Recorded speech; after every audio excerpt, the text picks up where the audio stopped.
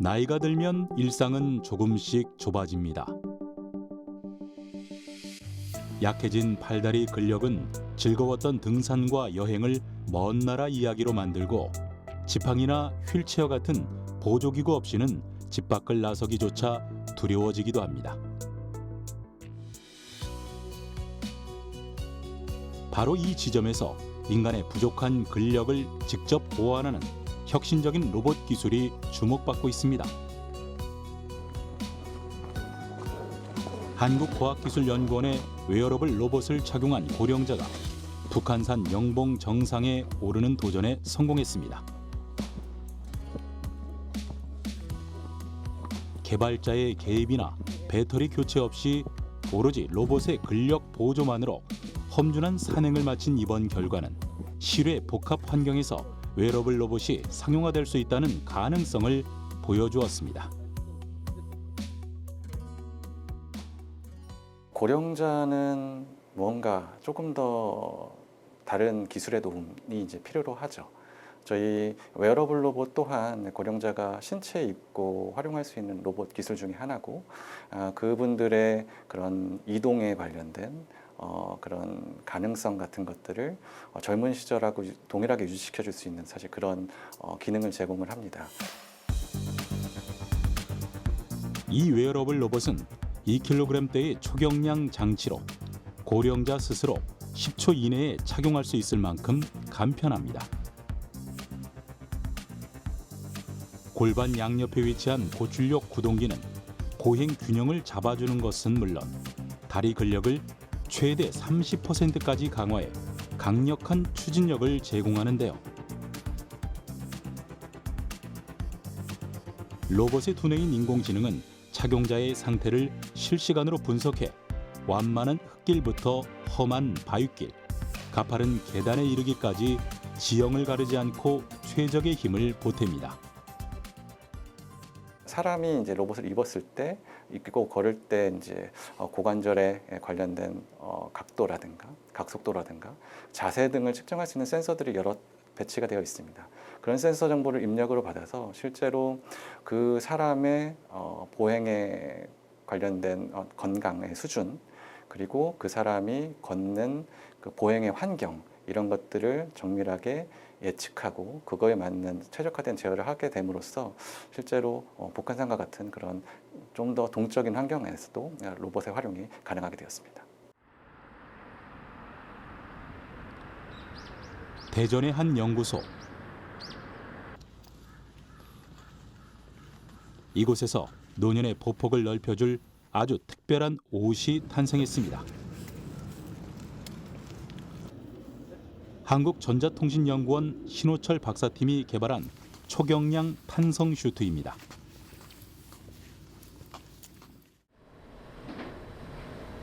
기존 웨어러블 로봇의 무거운 무게와 비싼 가격, 그리고 착용의 불편함을 단번에 해결한 혁신적인 기술입니다.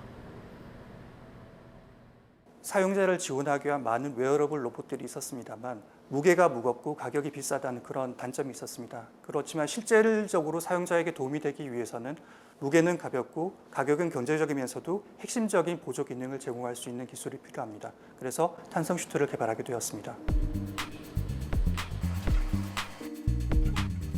비결은 텐세그리티라는 독특한 구조에 있습니다. 인장력과 안정성의 조화를 뜻하는 이 원리는 마치 우산이나 텐트처럼 가벼운 줄과 뼈대만으로 단단한 구조를 유지합니다. 연구진은 이를 인체에 접목해 척추와 다리를 부드럽게 지지하고 앉았다 일어서거나 물건을 드는 일상 동작의 부담을 획기적으로 줄였습니다. 효과는 수치로 입증되었습니다. 65세 이상 고령자를 대상으로 한 임상시험 결과 슈트를 입는 것만으로 보행 속도는 14% 빨라졌고 하지 근력을 보여주는 의자 일어나기 능력은 무려 40%나 향상되었습니다.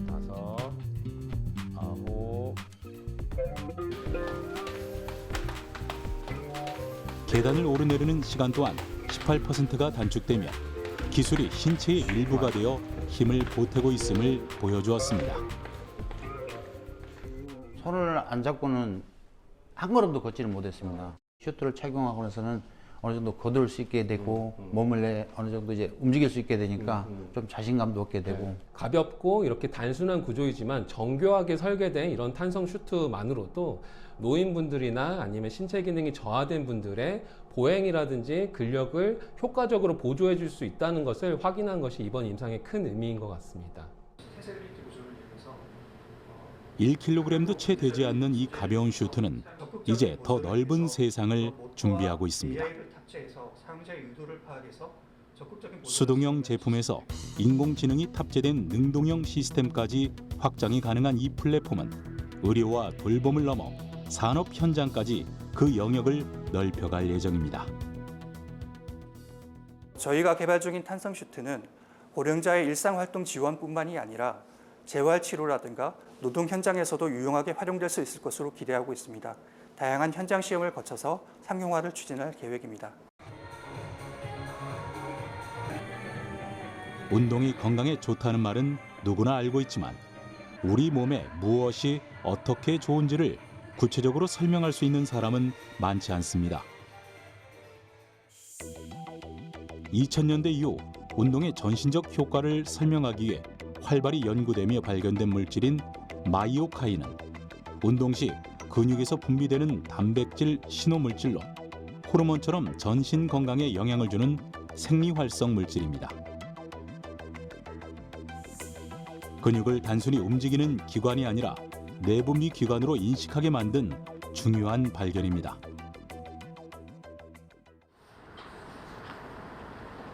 이에 새로운 마이오카인을 찾거나 마이오카인의 기능을 밝히려는 연구가 활발히 진행되고 있는데요.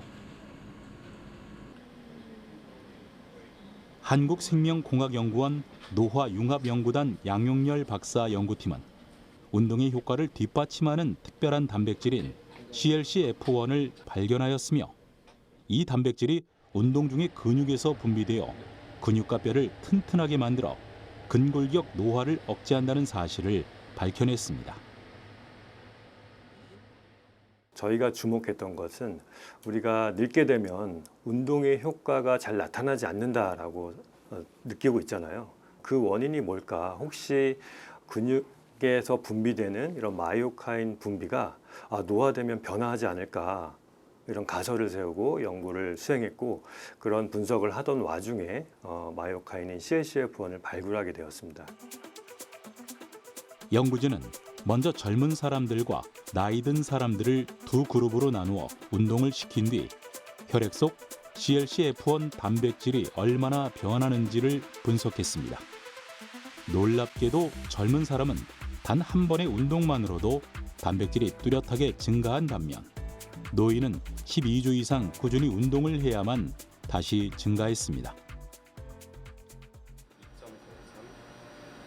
연구팀은 다음으로 노화된 쥐를 이용한 실험을 진행했는데요.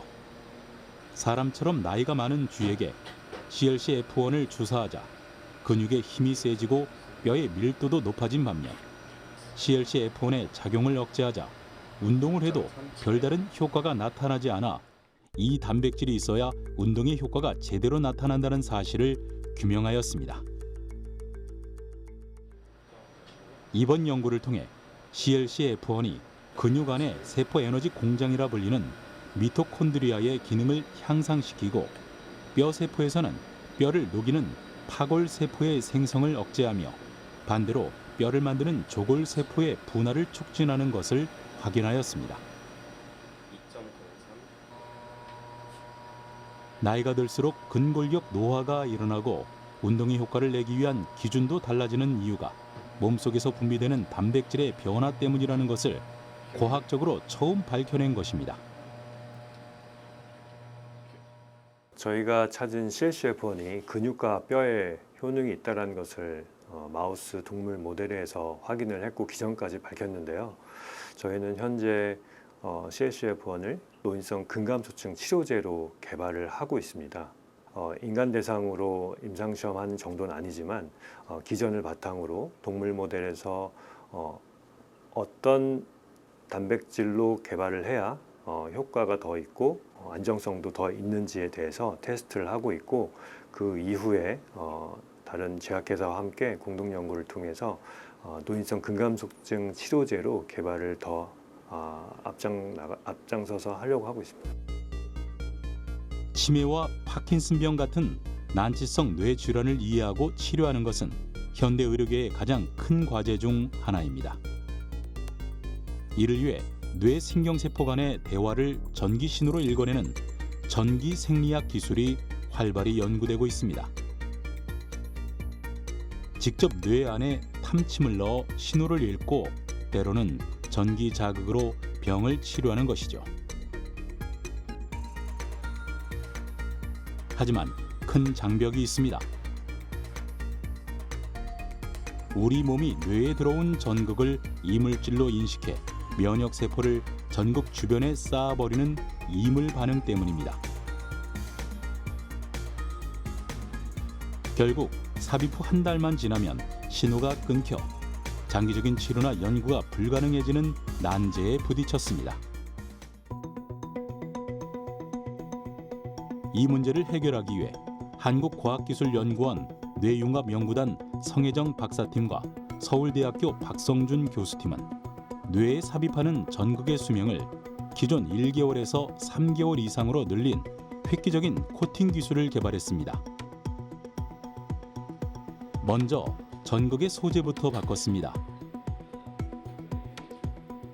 기존의 딱딱한 실리콘 대신 유연한 플라스틱을 사용해 뇌 조직 손상을 줄이고 전극 표면에 100나노미터 두께의 특수 코팅을 적용해 내구성을 높였다고 합니다.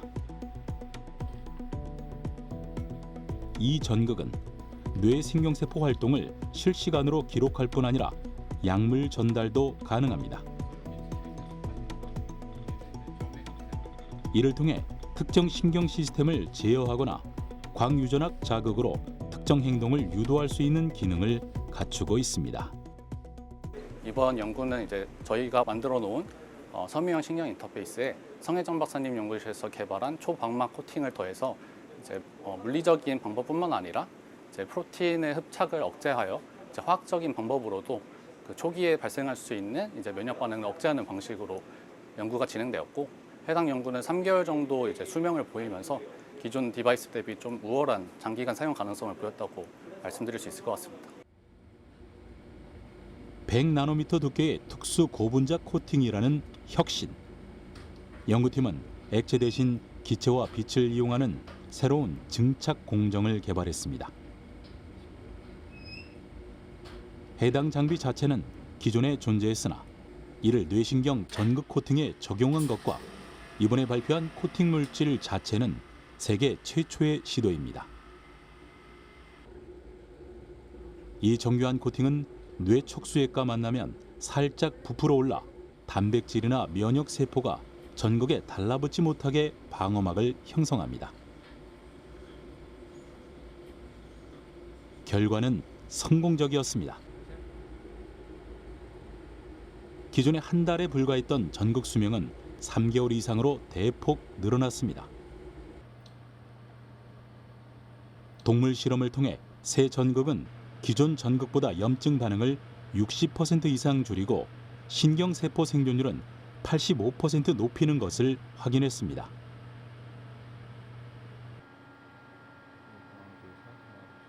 또한 시간이 지날수록 뇌 신호의 선명도를 나타내는 신호대 잡음비가 개선돼 장기간 안정적이고 신뢰성 있는 뇌 신호 측정이 가능함을 입증했는데요.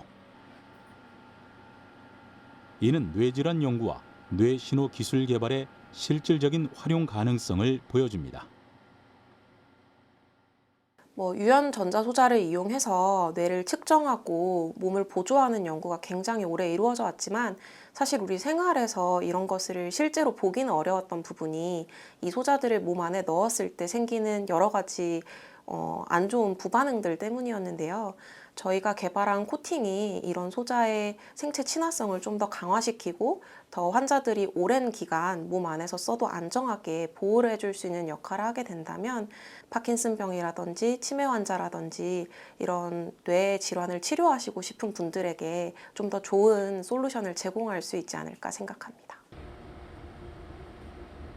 살아있는 쥐의 머리에 왕관 형태의 장치를 고정하여 특정 자극에 대한 동물의 행동 반응과 뇌 신호를 분석하는 연구팀. 부드러운 소재로 이루어진 신경 인터페이스가 쥐 뇌에 삽입되어 신경 시스템 신호를 읽고 조절하는 기능을 수행합니다.